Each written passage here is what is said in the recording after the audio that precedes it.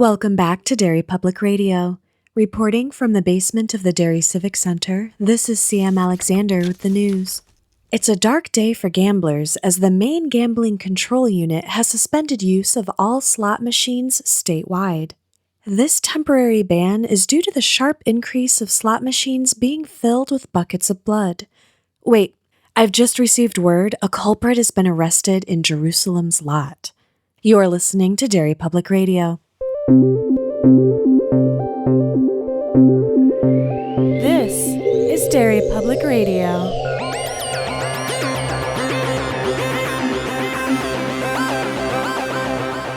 Welcome back to Derry Public Radio, a bi-weekly Stephen King Book Club podcast. I'm one of your hosts, Joshua Kahn, alongside CM Alexander. Hello, everyone. And Benjamin Graham. Yo, constant readers. And today we are finishing our Patreon selection of Desperation from Nick Tennant, and we are covering the 2006 TV movie adaptation. And Ben is leading our discussion. Ben, take it away. I'm doing what? What? Oh, yeah, okay, so I should have taken notes. Anyway, we just finished watching the Mick Garris directed Desperation that somehow came out in 2006.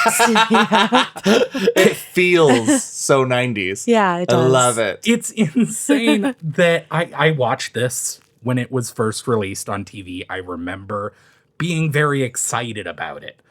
Do you remember it at all? Not Me even. neither. I remember being very excited. Ron Perlman was there, thinking Ron Perlman is the best part of this. And then Ron Perlman not being in it anymore and being noticeably less excited. But in my head, I remember watching this, and in my head, I was like a child.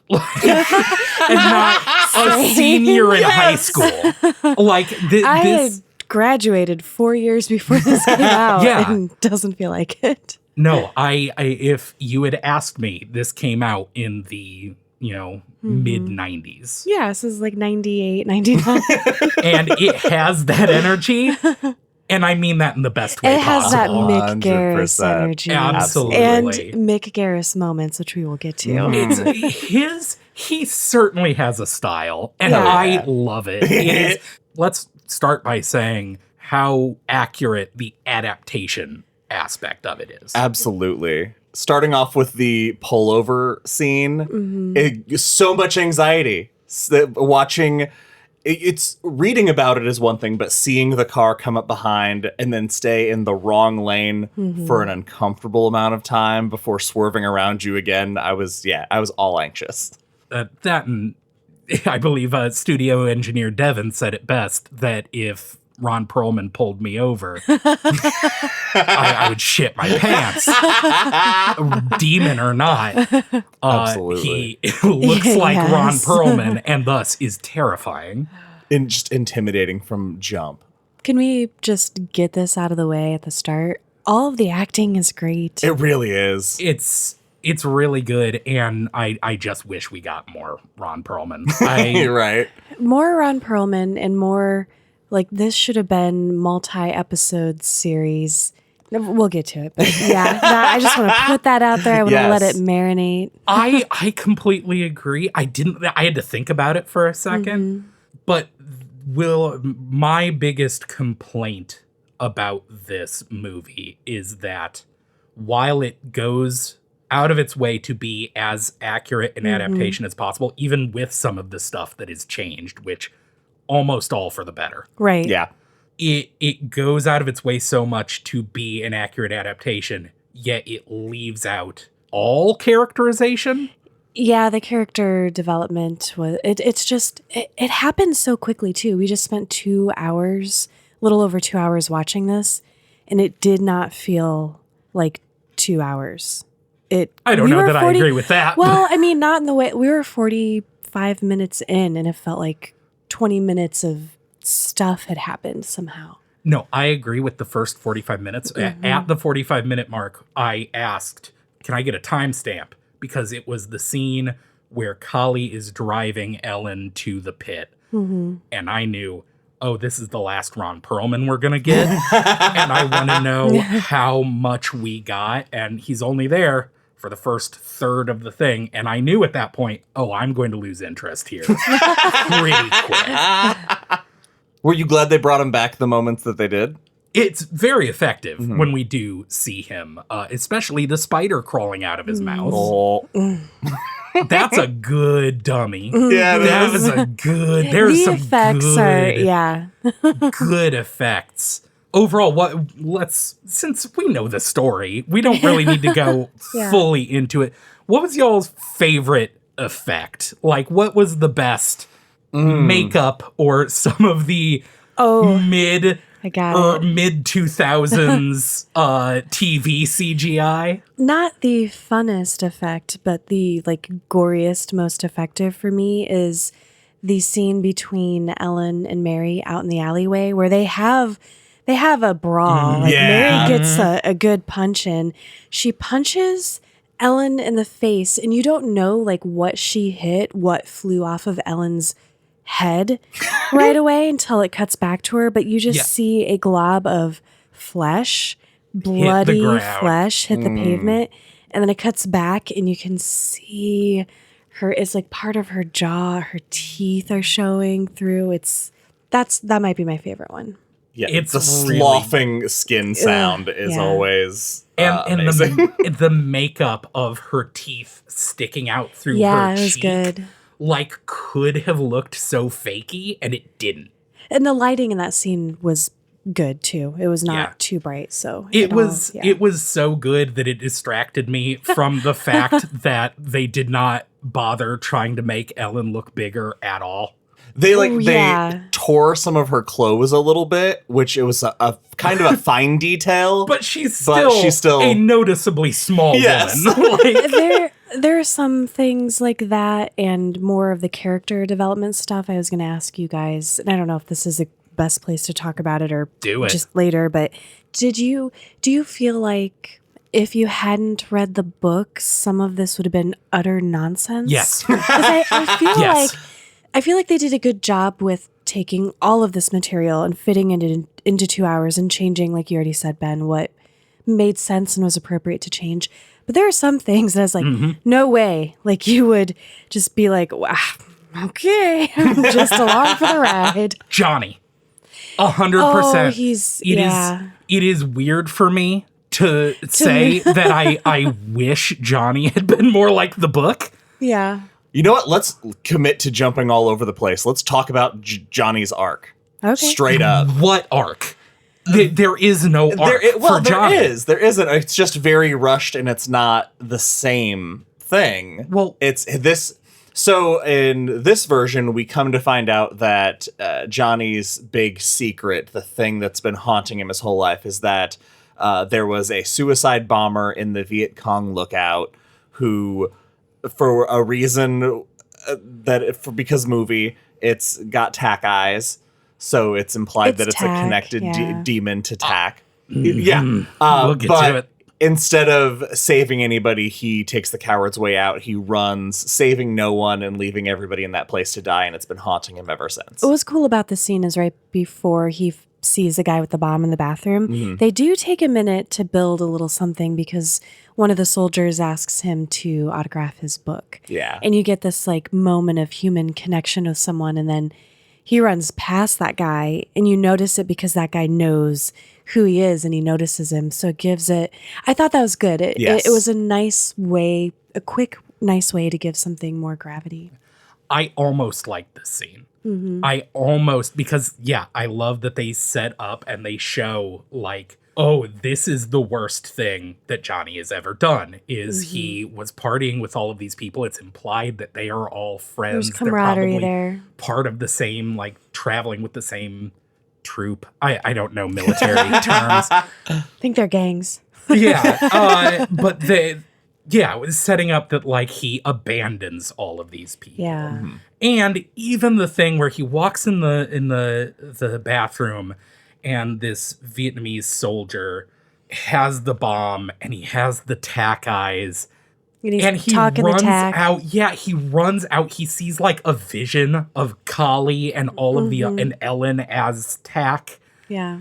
And I was like, okay, so this is all part of a weird vision that this isn't literal. That's what I thought too. He runs out of the building and Collie Atragian covered in blood and like the really cool decaying makeup that Ron Perlman had. Like he's conflating reality with like two traumas that happened at different times, which I would have accepted. Me too. Because I mean, a similar thing happens earlier when David has his vision. The vision sequences are pretty cool. Yeah. David seeing the glowing Tommyknockers soap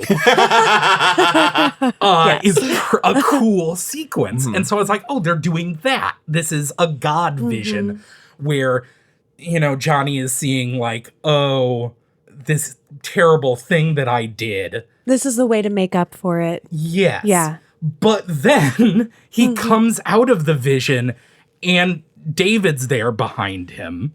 And he's like, yeah, Tack was there. So David saw his vision? It doesn't matter. Yeah. And David's like, yeah, you had to see Tack To recognize it again. to know when it came back. And I was like, this is nonsense. This is... I hated that.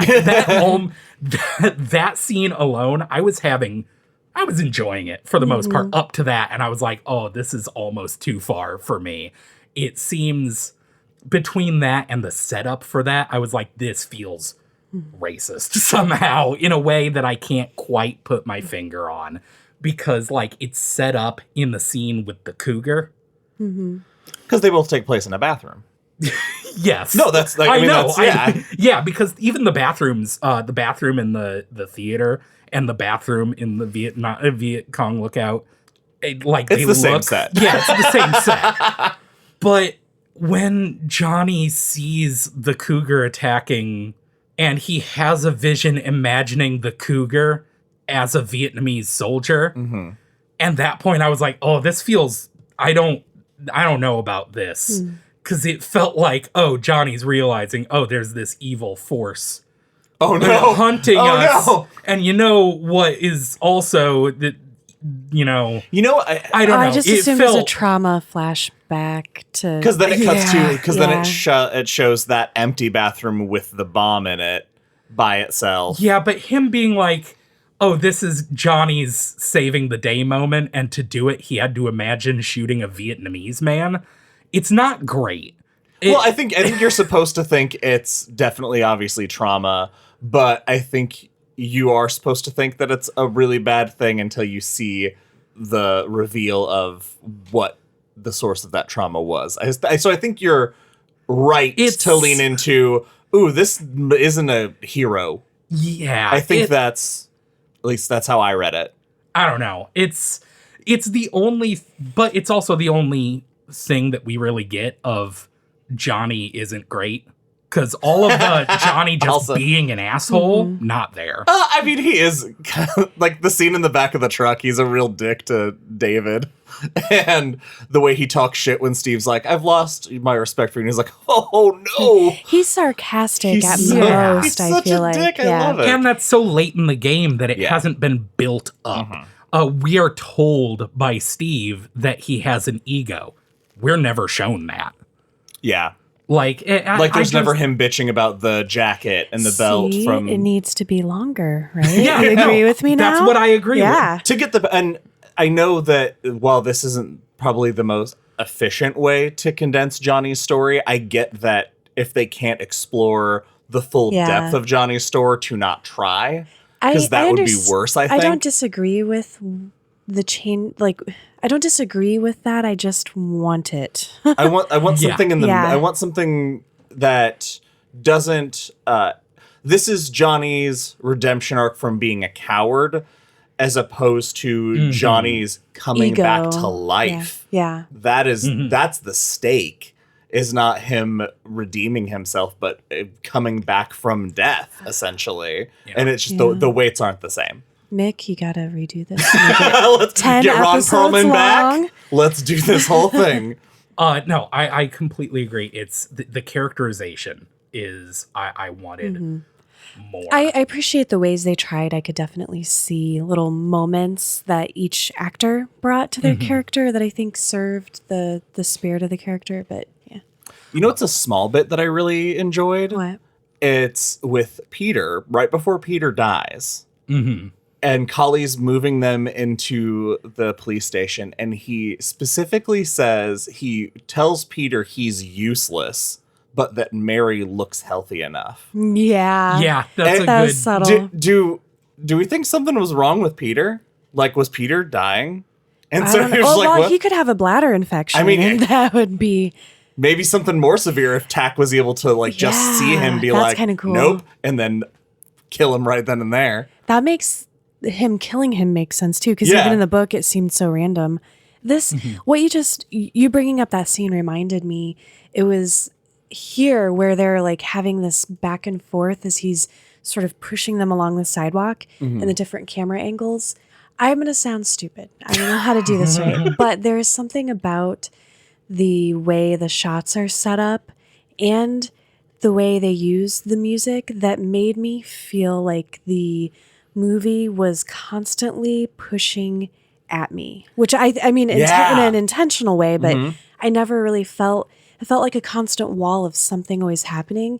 There's no breathing space in this for a second for me. Which is awesome. And this is part of what I think I meant when I said Mick Garris's style is just the way everything is framed is so Uncomfortable stylized. sometimes, And too. like Yeah. the fact that it all takes place in the desert, and yet like I hadn't thought of it that way, of it feeling kind of Oppressive, claustrophobic yeah. a little. Specifically when there are these shots up, these Yes. like angled up at Ron Perlman, and it has this clear blue desert sky, and yet it still feels so Upsetting. dark, Yes. dark, and like it is pressing down on you. It's great. Ron Perlman is having the best fucking time. We also, I think, at one point discussed about how much of the person that Tack takes over is their personality comes out. And if it's half of that, Collie seems like a real fun guy. I've always liked Collie, and it's probably because I saw this when I was a baby in 2006. This is interesting because this is something that I was thinking about and trying to decide. There are a lot of things in this movie that kind of recontextualize the book for me. And part of it was like all of the stuff in the book with Collie being kind of like jokey and everything. I was like, in retrospect, seeing it played out now, does that work for me? Because it is such a big thing in the first several scenes, and I love seeing Ron Perlman ham it up. But it made me, seeing it play out on screen, made me think, I'm like, well, we're supposed to think of Tack as this like otherworldly, Not a goofy guy. entity. And I'm like, why is it other than it is unnerving? It is creepy to see a person who is behaving erratically and violently, cracking jokes. Does it really work as a characteristic of Tack, though? Because it also completely disappears in this and in the book, kind of. Like, once he... Like he's putting it on just for them. Yeah. It's... I don't know. I do like... I hadn't thought of it as an aspect of Collie. That Collie is just a goofball. I mean, think about the people in the book, at least, that we know that Collie personally killed. All of them are pretty theatrical and kind of fun compared to just the regular shooting people and tearing people apart. I mean, he's creative. He really shows off. He's got flair. Collie and and he wants Trajan everybody to know it. would be a prop comic. Yeah. I can't argue with it.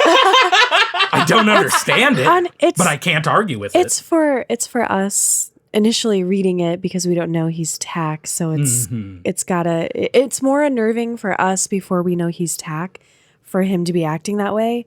But in retrospect, I think on rereading, it will lose some of the weight. Also, you know what though?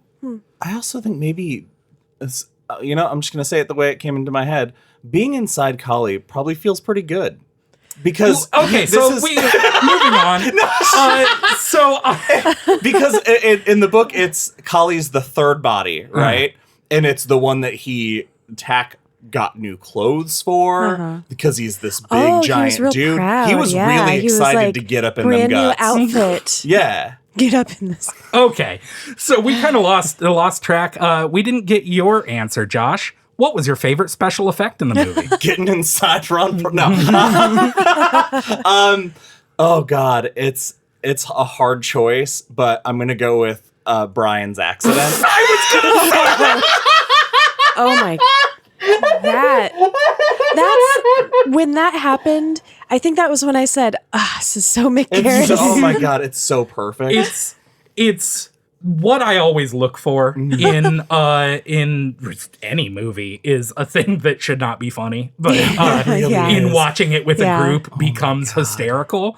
And it is treated with utmost seriousness. It is a child getting hit by a car, so it is very serious.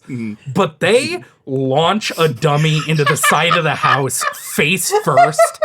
He flies through the air like he was ramped off of something. So goddamn funny. It's what makes it is that shot from the ground showing only the sky and seeing the kid just fly across the sky. But it's at an angle that's not natural because it's feet first. And then he lands head first. And so it also is a little jarring that way, and that connected to make it really funny to me. You have to explain what his impact against the wall was like. Oh my God. Because that's where I lost it. It's also like the idea that you could I get that if you're hit by a car, you are going to go a distance. I didn't realize how high up you'd go. So you get like air. That's what I said. Like, where was boom. the ramp? And so it flies through the air, and then as he on the downward trajectory is met with a wall, and there is a splat sound effect that when he hits and falls away, there's just a red blotch where his face was. You see it later on the shot of him on the ground. It's in the background. It's just this pristine one They're clear like, shot. Make sure you get that in every shot. But then when David runs over and picks up his friend's head, what would have killed him right then? And the helmet breaks That away was into cool. I liked clean. that. Oh God, it's so good. It's But it was a good real bit. Harold moment. Yeah. If that that's another one of those, we talked about things that feel like they had to happen because of studios and it being on TV. I feel like you can't like bullet train a kid into a wall for TV. So it had to be an upward arc. Yeah, to get rid of some of the, make it less scary. Yeah, or exactly. Real, give Yeah. it some, interesting. Ben? My favorite special effect. Yeah. You stole mine. I'm so sorry. I'm gonna need a few more minutes to think about it. Maybe I'll come up with it later. But in the meantime, let's go ahead and talk about some of the things that they did change. We've alluded to that they changed some pretty major stuff. And for the most part, I think they are things that could have easily been omitted from the book. And if not been necessarily better, it wouldn't have lost anything. Can I say what my favorite change or vehicle to give us what we got in the book, but in a different way was? It's David's visions, because it's Pi coming to him, like she's the one who tells him about the soap, and then for when they're in the theater, because there's no Audrey, and it took me, they were in the theater telling stories, and I'm like, wait a minute, no Audrey, because they all meet each other suddenly. It is it was very abrupt for me. Steve and Cynthia are at the grocery store finding gross stuff. Also, sorry. Are you going to talk about the slot machine? No, I was going to talk about Steve and Cynthia's moment of near passion. The can toy. Yeah, I totally just derailed myself, but I have to. This is worth it, you guys. Steven Weber and that actress, Cynthia, have great chemistry, and when they touch the statue and like the lighting in their room changes, which I thought was a cool effect, and they're just, you're like, oh, we're gonna see it. This must be R-rated. That was really cool. But I was anyway, like, chill out. It's ABC. Come on. they looked like I knew what they were imagining.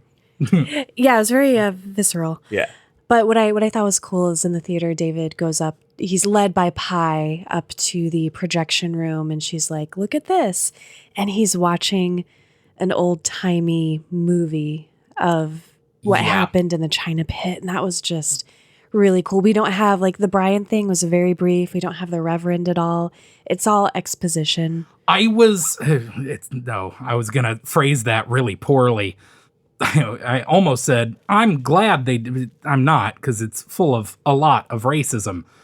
But the fact that they showed how bad the China pit was after the vet was like, when he's telling the history of it's it. like, oh, they were all friends. Yeah. Cool. David asks, like, well, is this really how things were? Because there are these stained glass windows in the theater of, like, the white people and the Chinese people getting along and being pals. And he's basically like, yeah, of course. But, elsewhere has, had their problems. But here, the Chinese people were just part of the community. And then he leaves it at that. And I was like, if this is we can't talk about how bad racism is on ABC in 2006, this sucks. No, it did not. Well, and it's Stephen King and Mick Garris. Like, yeah, no. You know they're not going to let that happen. Yeah, and it goes into this, the way the scene is played out in this, like, Nickelodeon is very cool. It's very well done. Just a cool way to give us that without having that character and having her choke him out and having him meet Johnny in his vision and walking down a street and stuff. I do miss the whole mummy. Better hurry up, the mummy's chasing us. Yeah, that's cute. I enjoyed I did enjoy not having Audrey. It does really streamline it. But of the small changes that I thought were an improvement is the Mary and Ellen chase scene. Instead of it being them running and trying to show that. It wouldn't have played. Yeah. And so the idea of making it this like car chase kind of epic struggle was really cool, and it was a really nice tone or pace shift, and it got attack jumping into that bird body that we were waiting for. I just wish the bird had a Ron Perlman line like Ellen did. Okay, so about this. So when Ron Perlman, when Ellen first shows up as Tack, she immediately speaks with like Ron Perlman's voice That's layered over. That's because they know we want top. more Ron Perlman, Ben. You can't complain about that now. They gave you what you wanted. No, I'm not complaining, but I am saying it is very funny to me that it kind of implies that Tack just talks like Ron Perlman. It kind of implies that Ron Perlman, when he was talking, was just using Tack's real voice. I prefer that because the darker implication is that he retains their souls. I mean, I think we all know the real answer here is that some person at the ABC was like, but how are they going to know that it's the Tack person if it has a different voice? Exact same makeup and it's obvious. Exactly, but someone said, someone was like, there were people are going to be like, who's that? Spoon-fed moments. Yeah, I do have to, while we're talking about this, I do have to make a little bit of a. So Stephen King wrote the teleplay. Oh yeah. Which you did say this. is great. The thing about Stephen King when he writes for television is that he sometimes forgets that we can see what is happening. Yes, that is true. There are a few points, but the one that stands out in my head is when Steve and Cynthia show up at the lab. They walk into the room with the fish tank, and Steve's like, "Oh, it's just a fish tank. It's fine." And there is a shot that I was 1 second away from going, that was really cool. Because it is shot from behind the fish tank and them walking up and staring into it. And you're like, what are they looking at? And it goes, like, the camera moves down. And you see from the other side of the fish tank and them staring in at it. And you see the hand. And then Cynthia goes, it's a hand. I'm like, God damn it, Stephen King. We know. We can see it. I know that when you wrote it on the paper, you had to make sure that we know that it's there. But we can actually see it because this is television. Yeah. There were several moments like that. That's also, in these adaptations, that's half of the fun. Yeah, that's the charm of something like this, too. Yeah. I forget that it's so hard to remember that because we exist in a time where so much media that's based off that is an adaptation is treated so faithfully sometimes that we forget there was a period of time where things had to be made for that general audience. Yeah. And so they had to make some of those switches. I think, but I mean, that's what made us all so adamant for our faithful adaptations. Yeah. So it's a double-edged sword, right? I do actually, we brought it up, but I would like to circle back to that market scene. Yes, please. I thought you were going to talk about the slot machine again. That's in the market, isn't it? Yeah. Oh, okay. Yeah. Yay. Now I'm actually wishing we could just keep referring to the slot machine, but never explain it. You know what? I'll just talk about this because that's the first thing that happens in the market, right? She walks in. No, and please do. Yeah, there's a slot machine just inside the market, and Cynthia sees a nickel and grabs it, puts it in the slot machine. She's like, hey, watch this, and pulls it, and it lands on all cherries, and then blood just gushes out of it. What? What does that mean?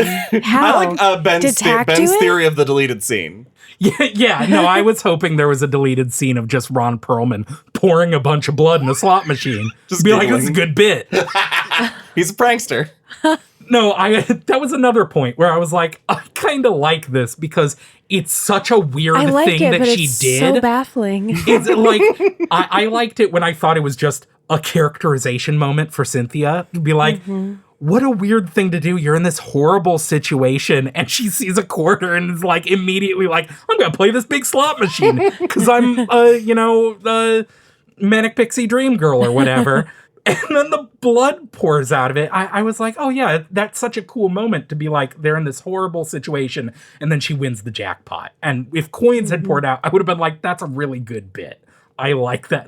Blood comes out. I'm like, sure. I like it because I was anticipating, as soon as she pulled it, I was like, it's going to hit jackpot. A bunch of coins are going to shoot out, and it's going to make so much fucking noise that it's going to stir everything in this place. Or she's going to reach in and there's going to be a Cantoy in there. Right, something like that. And then when it just blood shot out, I was like, McGarris, my dude. Somebody did that and then giggled. Yes. They're really pleased. What was the other blood Is it in the bathroom? Yeah, it was in the bathroom scene, which also could have been just a vision. I don't think that really literally It happened. had like some It vibes Yes. with the unreality of those moments happening. I liked the red rum homage when he's in the jail cell and when David's in the jail cell. Red rum dog. Yeah, red rum dog. Yeah. Red rum dog. Red rum dog. But I mean, yeah, McGarris got a McGarris. Yeah. What the hell is a blue state unisex swingle? What a great insult. I'm not going to explain that. No. I'm just wondering. I think Peter and Mary. And that's the answer, right? Yeah, that's what it is. It's them. It has the same energy as the I'm a Snapple drinking son of a bitch or whatever. It's just a weird line that made me go, wait, what? I did like the folksy sign outside the grocery store that said that instead of an hours sign, it just says, if we're open, we're open. If we're closed, come back, y'all. Like, yeah, this place rules. Yeah. The set, like the setting and all of that. What did you guys think of just how everything looks? The town? The Desperation? town. I liked it. I thought it was a loved it. great set. I thought it looked like a great updated version of one of those old West towns. Yes. That's what it Yeah. felt like. Well, I loved that the first time we see Desperation, it's, Mary and Peter being driven through the streets, and we see the upside down bicycles. But there's also just a corpse next to them. Yeah, there are Also two. We that. see two corpses. It's awful. They get right to it, Yeah. which I agree with. for a I movie. Yeah. completely love that choice. It makes it feel so much scarier. Did you guys notice at the end when David has his yearbook and he opens it up to see the photo of Pi and Johnny that all the bikes are upside down? No. Yeah. No. All the bikes are upside down in the I picture was behind too them. busy being confused. Yeah, me too. I think, well, and I was going to ask why, and then I realized that is probably to add to the magic of it. Yeah. that it There's doesn't a it doesn't make magical sense. element in here that is not in the book, and Well, no, I mean, the way it's presented, Mm-hmm. I'm just still working through what it represents. It's also another of those moments that if you hadn't read the book, I don't think you would have any fucking Yeah. clue what to think of the end. for anybody who hasn't seen it, at the very end, instead of him finding the excused early pass, they go to Mary's car, open it up, and there's a yearbook with David Carver's name written on it in Johnny's handwriting. And they pull it out, and David flips it open, and the very front page is a picture of Johnny on his knees with his arm around Pi, giving her a hug, with the Bible verse written in chalk in front of them, and all the bikes upside down behind them. I wanted the deleted scene of Johnny making that yearbook. Okay, that's actually a good segue into something. I didn't ask beforehand whether we were going to talk about this, but now I want to. Okay. So we watched this on YouTube, and the version that we watched was 15 minutes shorter than the version that you can buy on Amazon. So we don't know if we missed anything. There is nothing I can imagine in that 15 minutes that would make any of this make more sense to me. Yeah, I was going to ask if we could speculate. What do you think we missed, if anything? Because I have one thing that I hope was in there because it's the thing that makes the least amount of sense. It's the biggest jump, I think. I think it has to be Johnny getting hit by the God bomb, right? Yeah, we don't see that. Oh. I felt like, Or him watching the movie of his memory is his God bomb, I think. Yeah, That's what that's I his God thought. bomb. Oh, Yeah. I guess? We don't see him getting hit with the one where he knows what he has to do. Yeah. And his motivation, I feel like, doesn't make any fucking sense in this movie at all. Yeah. Because so much of that is removed. Mm-hmm. He's just like, he remembers what happened in Vietnam, and then he's like, I'm good now. I'm good now. And it just doesn't connect. Doesn't have the weight. Like, I also kind of missed David telling his dad not to go in. Because those two actors did a really good job, like showing their grief and stuff when they were in the theater and talking about Ellen being gone. I was going to comment on that. They were selling it, and I just wanted more of their relationship kind of at the end, because when that buzzard flies out and attacks Ralph, it's just all so quick. Not as impressive as a gold eagle, but size-wise. Yeah. So I was hoping for a bigger bird, but yeah. It's not very big. Matt Frewer can do anything. Like, watching him play something so powerless and grief-stricken, but So trying subdued. desperately to hold it together, and you just feel it. But again, like you said earlier, Ben, I think if you didn't read it, you don't understand. You get theoretically the grief he's going through, but it's just so much more pronounced in the book of how hard he's trying to hold on. Why doesn't Matt Frewer get more lead roles? Seriously. He's so good. I don't know. You know what I want to see? I want to see a movie where Matt Frewer and Tom Noonan try to out them each other. Does that make sense? I just want to see them being tall and off-putting at each other for 2 hours. That's the and it name would of the be movie. Fucking awesome. and Tall. off-putting. 2 cops. Matthew Tall and Jason Off-Putting. I love it. We'll send, I'm going to message Mick to write. Yeah. TM. We're writing that. Ben, did the American West feel like a place you'd want to hang out in? 1,000%. Are you kidding me? We didn't, it was smaller than I imagined it in the book. Yeah, no, it could have been at least 80% dingier, and I still would have been like, yeah, I'd hang out there. I love it. I thought it was, that was probably my favorite set of all of them.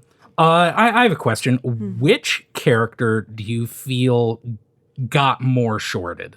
Tom or Cynthia? Good question. Because I didn't realize how much, like, if you had told me, like, if we cut out most of Tom's stuff, I wouldn't have expected to miss it as much as I did. I would probably say Tom, because Cynthia's character, there were enough moments like with her and Steve playing off of each other that I feel like I got a better sense of her than I did Tom. Mm-hmm.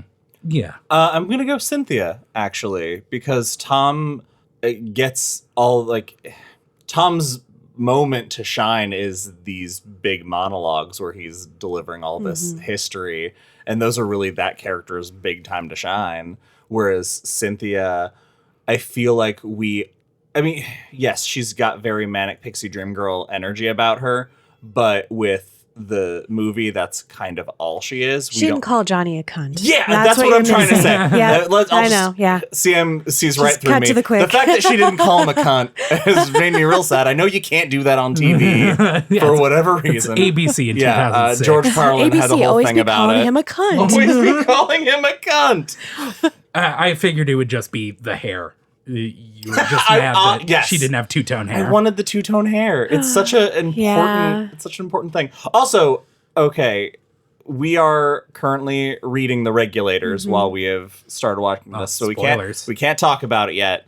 But was I the only one that when they're doing that first jail scene and Collie asks him where he comes from and he talks about his address in Wentworth, Ohio on Poplar Street and I was like, oh man, I know exactly where that is. I have no idea what you're talking about. It's such a weird feeling. Yeah.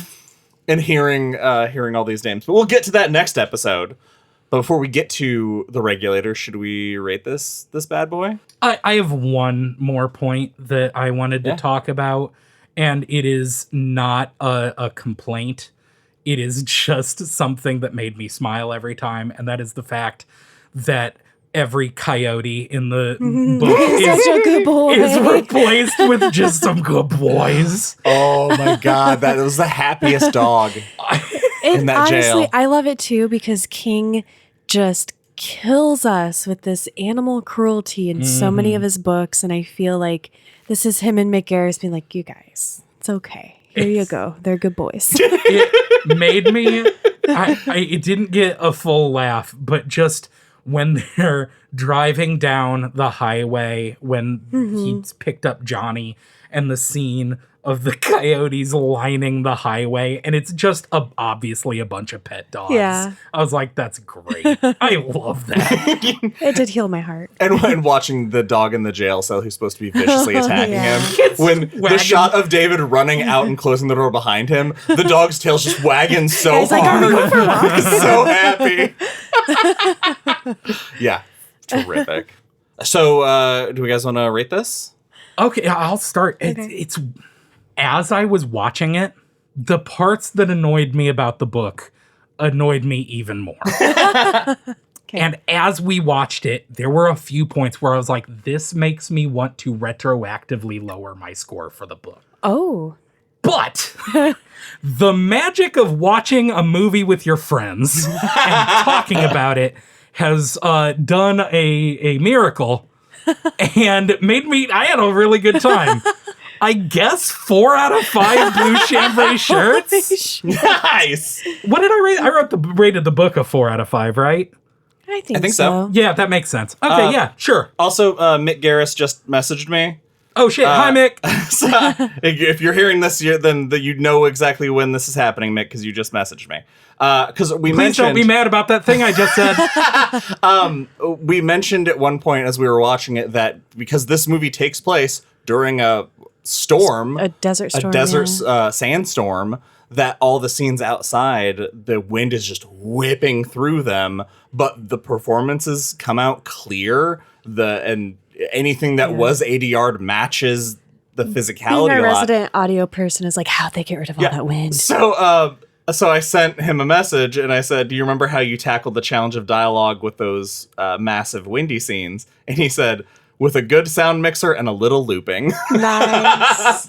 So now Yeah. we've shared that secret with the audience. I just got to talk to Mick Garris about Desperation, so 5 out of 5 blue chambray shirts. Sincerely, I was gonna go with 4 because for me, like the sort of era of filmmaking is like it puts me at about a 4, and I love it, and I've had fun. But yeah, that just happened. That gets another star. Thank you, Mick Garris, for being such a amazing, cool guy to us all the time. Y'all, 5 out of 5 blue chambray shirts. I don't think our rating system is very objective. Now that you mention it, it does seem a bit arbitrary. Yeah.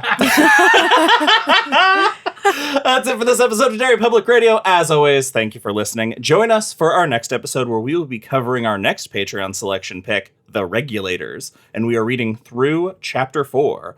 For Benjamin Graham and CM Alexander, I'm Joshua Kahn reminding you, they don't call them murder cycles for nothing, and I'm a wolf.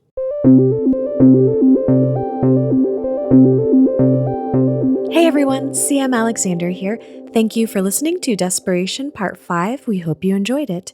As always, you can keep in touch with us and other King fans in several cool ways. Join our Discord for several cool discussions by clicking the link in the show notes.